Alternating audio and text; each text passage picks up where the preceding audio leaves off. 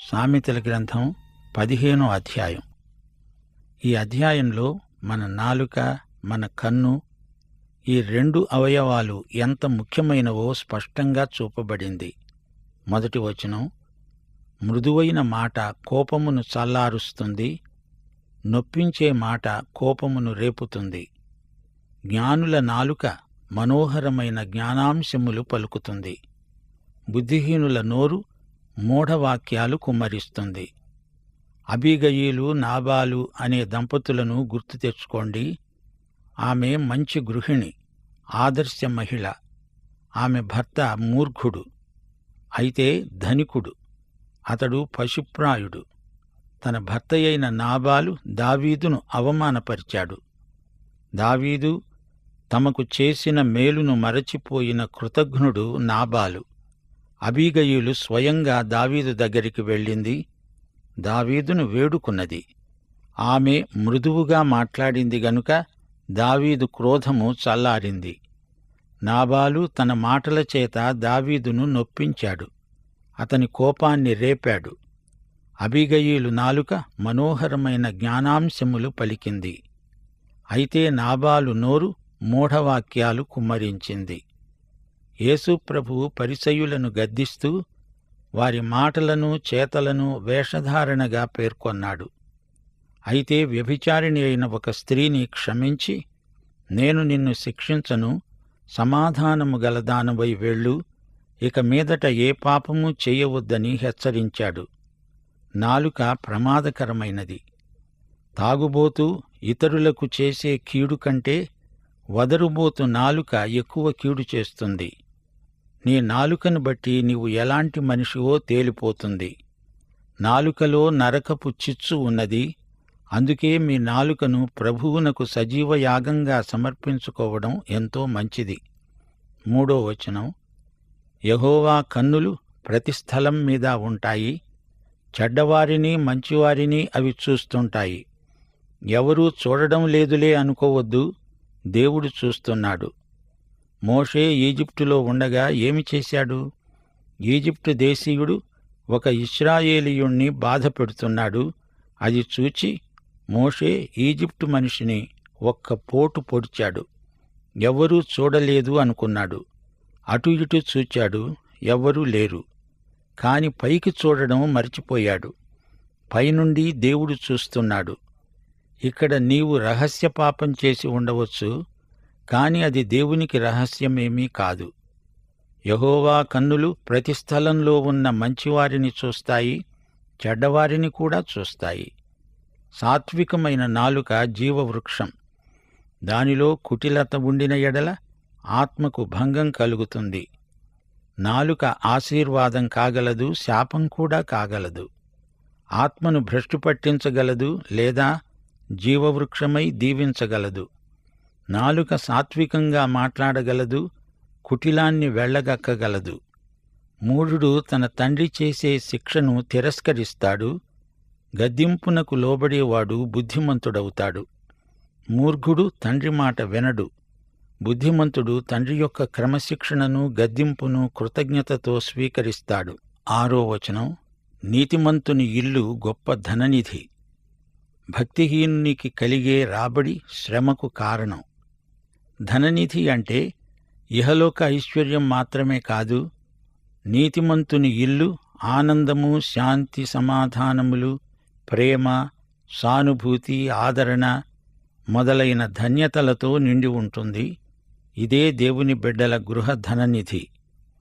భక్తిహీనుడు ఎంత సంపాదించినా అట్టి సంపాదన అనేకమైన చిక్కులు తెచ్చిపెడుతుంది. మనశ్శాంతి ఉండదు. కొందరు ఆత్మహత్యకు కూడా పూనుకుంటారు. జ్ఞానుల పెదవులు తెలివిని వెదజల్లుతాయి, బుద్ధిహీనుల మనస్సు స్థిరమైనది కాదు. పెదవులన్నా నాలుకన్నా అర్థం ఒక్కటే. భక్తిహీనులు అర్పించే బలులు యెహోవాకు హేయమైనవి, యథార్థవంతుల ప్రార్థన ఆయనకు ఆనందకరం. భక్తిహీనులు మేలు చెయ్యరు, వారి తలంపులలో మంచి అనేది ఏమాత్రమూ ఉండదు. ఇదే అధ్యాయం 26వ వచనంలో, దురాలోచనలు యెహోవాకు హేయములు, దయగల మాటలు ఆయన దృష్టికి పవిత్రములు, భక్తిహీనుల దురాలోచనలు, వారు అర్పించే బలులు దేవునికి అసహ్యం. దేవుని బిడ్డలు యథార్థవంతులై ప్రార్థన చేస్తే దేవుడు ఆనందిస్తాడు. భక్తిహీనుల మార్గం యెహోవాకు హేయం. నీతిని అనుసరించే వ్యక్తిని ఆయన ప్రేమిస్తాడు. మతాసక్తి వలన ప్రయోజనం లేదు. దేవుని దృష్టిలో మతం విలువలేని వ్యాసంగం. హృదయం మారాలి.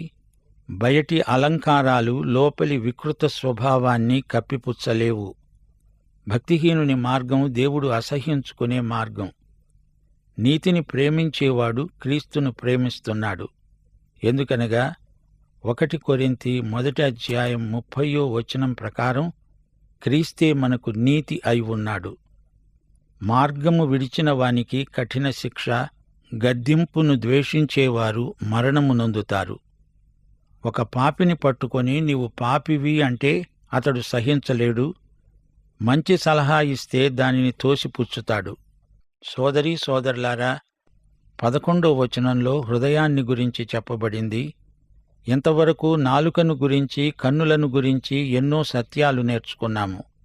ఇప్పుడు హృదయాన్ని చూడండి. పాతాళమును అగాధ కూపమును యెహోవాకు కనబడుతున్నాయి.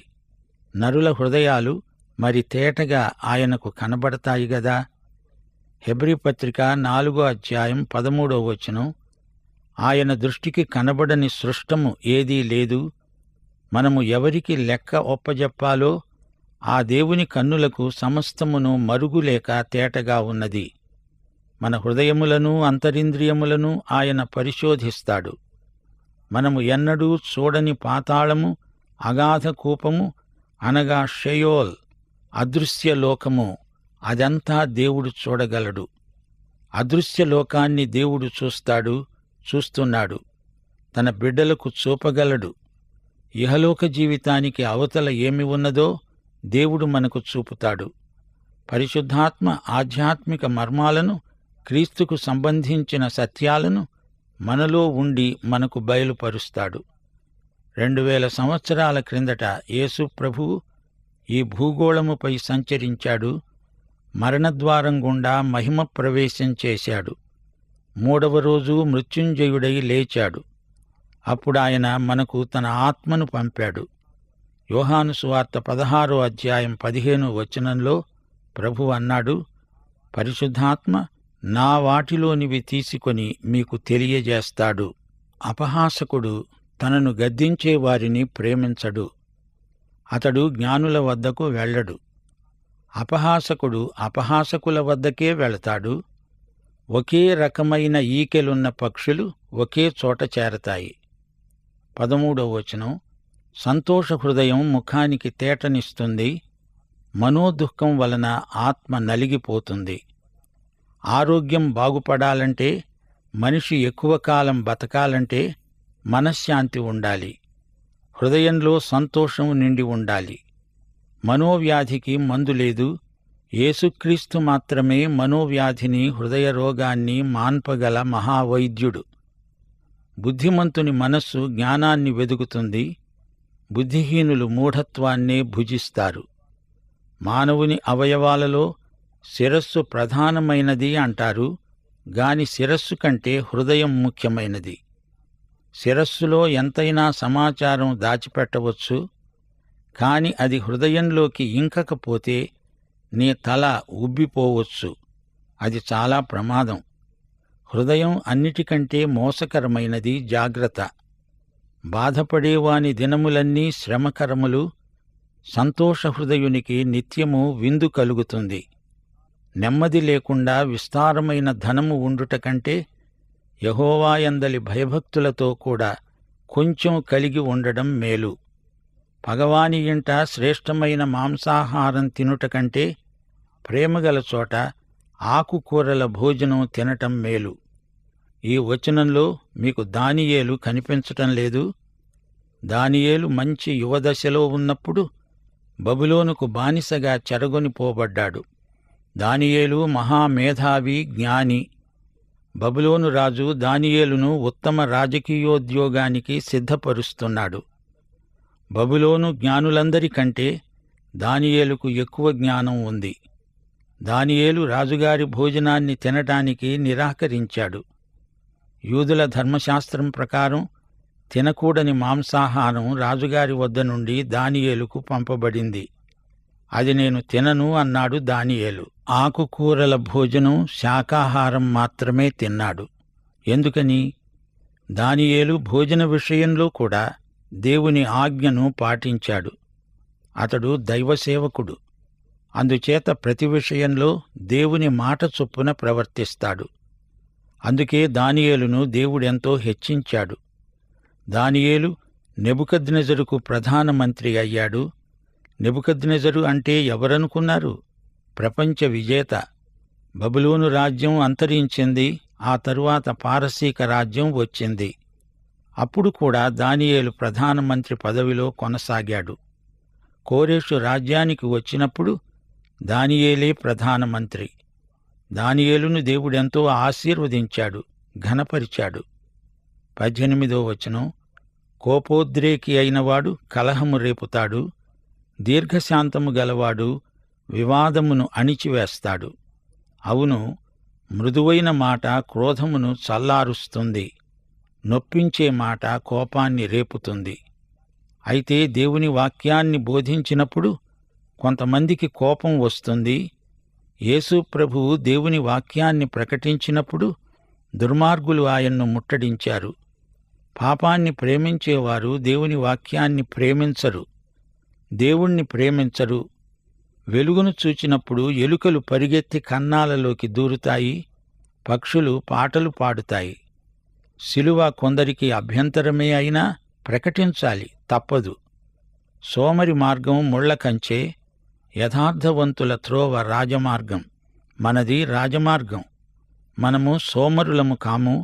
మన మార్గం ముళ్ల కంచె కాదు. జ్ఞానము గల కుమారుడు తండ్రిని సంతోషపెడతాడు. బుద్ధిహీనుడు తన తల్లిని తిరస్కరిస్తాడు. తండ్రి తన కుమారుడు జ్ఞాని అని ప్రశంసలను అందుకున్నప్పుడు పుత్రోత్సాహం చెందుతాడు. తెలివి తక్కువ కుమారుడు తల్లి హితవును నిర్లక్ష్యం చేస్తాడు, తిరస్కరిస్తాడు. బుద్ధిలేని వానికి మూఢత సంతోషకరం. వివేకము గలవాడు చక్కగా ప్రవర్తిస్తాడు. ఎవరి వెర్రి వారికి ఆనందం. సరైన ప్రవర్తన వివేకి లక్షణం. ఆలోచన చెప్పేవారు లేనిచోట ఉద్దేశ్యములు వ్యర్థమవుతాయి. ఆలోచన చెప్పేవారు బహుమంది ఉన్న ఎడల ఉద్దేశ్యాలు దృఢపడతాయి. ఒకరికి నలుగురు ఆలోచనలు చెబితే ఎంతో మేలు. ఎవరి ఆలోచన వినకపోతే తప్పు చేసే ప్రమాదం ఉంది. కొందరున్నారు, వారు ఎవరి సలహాలు తీసుకోరు, ఒకరిద్దరి సలహాలు మాత్రం పాటిస్తారు. వారు మంచి ఆలోచనలు చెప్పనందుచేత ఈ వ్యక్తి కాస్త పాడైపోతాడు. నీ ఉద్దేశాలను బలపరిచే ఆలోచనలు కొన్ని నీకు కావాలి. 23వ వచనం, సరిగా ప్రత్యుత్తరమిచ్చిన వానికి దానివలన సంతోషం పుడుతుంది. సమయోచితమైన మాట ఎంత మనోహరం! నీవు చెప్పే మాట సమయోచితమైనదై ఉండాలి. సరైన మాట సరైన వ్యక్తికి సరైన సమయంలో చెబితే ఎంతో మేలు. కింద ఉన్న పాతాళం తప్పించుకోవాలని బుద్ధిమంతుడు పరమునకు పోయే జీవమార్గాన నడుచుకుంటాడు. పాతాళాన్ని తప్పించుకోవాలంటే కిందికి వెళ్ళకూడదు, పైకి ఎక్కాలి. కొలసీ పత్రిక 3వ అధ్యాయంలో పౌలు అన్నాడు, మీరు క్రీస్తుతో కూడా లేపబడిన వారైతే పైనున్న వాటినే వెతకండి. పునరుత్థాన మార్గమున జీవమార్గమున నడవండి. గర్విష్ఠుల ఇల్లు యెహోవా పెరికివేస్తాడు, విధవరాలి పొలిమేరను ఆయన స్థాపిస్తాడు. యాకోబు పత్రిక 1వ అధ్యాయం 27వ వచనం, తండ్రి అయిన దేవుని ఎదుట పవిత్రమును నిష్కళంకమును అయిన భక్తి ఏదనగా దిక్కులేని పిల్లలను విధవరాండ్రను వారి ఇబ్బందిలో పరామర్శించటము, ఇహలోక మాలిన్యము తనకు అంటకుండా తనను తాను కాపాడుకోవటము. లోభి తన ఇంటి వారిని బాధ పెడతాడు, లంచమును అసహ్యించుకునేవాడు బ్రతుకుతాడు. లోభి యొక్క కుటుంబం అతని పిసినారితనానికి బలైపోతుంది. లంచాలకు ఆశపడి ప్రాణానికి ముప్పు తెచ్చుకున్నవారు ఎందరో ఉన్నారు. గతుకులకు పోతే బతుకులు పోయాయని పెద్దలు చెప్తారు.